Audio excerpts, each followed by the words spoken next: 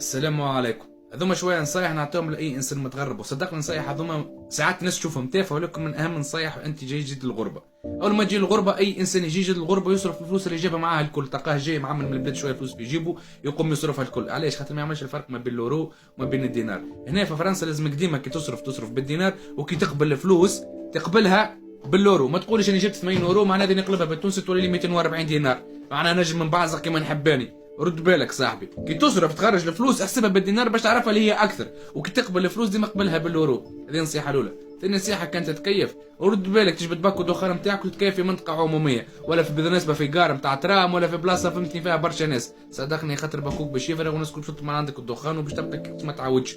واني نعطيها لك نصيحه. ثاني نصيحة، إذا أنت شاحة صاحب كيف وعندك تحب الشيخة، رد بالك تحوس الشيخة نتاعك تحتك، خاطر كي وقفك الحاكم وأنت ما غير وريق يجمي يسيبك وما كدا عليك بالخير وما تحتك حد شيء، أما كي يقى تحتك عندك محجوز واللي بسيف يعديك ويروحوا بيك صاحبي لا قدر الشر.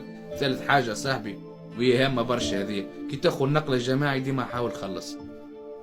صدقني يا صاحبي ديما حاول خلص، خاطر ما تعرفش عليها في ساعة الغفلة يتيح عليك البلاد. وان شاء الله ربي مع الحارقين الكل، وان شاء الله ربي مع الجايين الجدد الكل.